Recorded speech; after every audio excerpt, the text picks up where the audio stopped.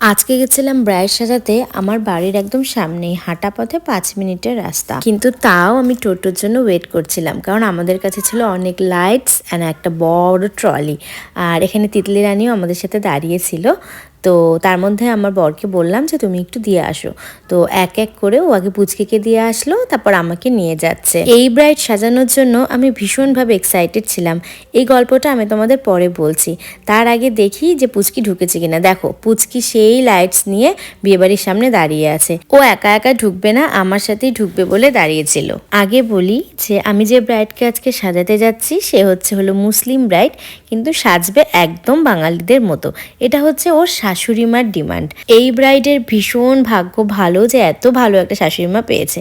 আর ঘরে ঢুকে একটা কিউট মোমেন্ট আমি দেখতে পেলাম, যেটা হচ্ছে ওর বর, এই যে আমাদের নতুন ব্রাইড আনুফা, ওর বর হচ্ছে ওকে চুলটা ছাড়িয়ে দিচ্ছিল।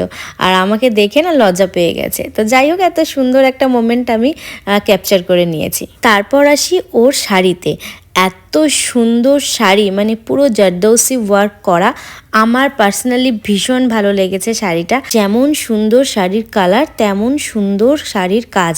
তো যাই হোক, পুরো শাড়ি ড্র্যাপিংটা আমি ভীষণ সুন্দর করে করেছি। এই ধরনের শাড়িগুলো না পরতেও ভীষণ ভালো লাগে আর পরাতেও ভীষণ ভালো লাগে। একদম পাটে পাটে সব সুন্দর করে বসে যায়।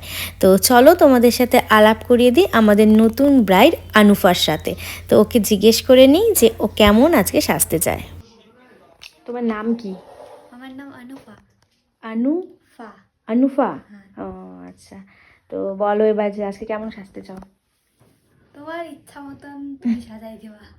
আমার ইচ্ছা মতো? হ্যাঁ। আচ্ছা, তোমার শাড়িটা খুব সুন্দর। Thank you. আচ্ছা তাহলে চলো দেখি কেমন সাজাতে পারি। আমি তো সাজানো শুরু করে দিয়েছি, আর শুরু করতে না করতে আমার ফেস মেকআপ ডান হয়ে গেছে, কিন্তু পুচকির আজকে হয়নি। আজকে আমার মেকআপ ডান, কিন্তু পুচকির আজকে আর ক্রিম্পিং হচ্ছে না। কি রে পুচকি, কখন করব হেয়ার বল তো? হ্যাঁ, চুলের মধ্যে জট লেগে থাকবে তো আমার তো।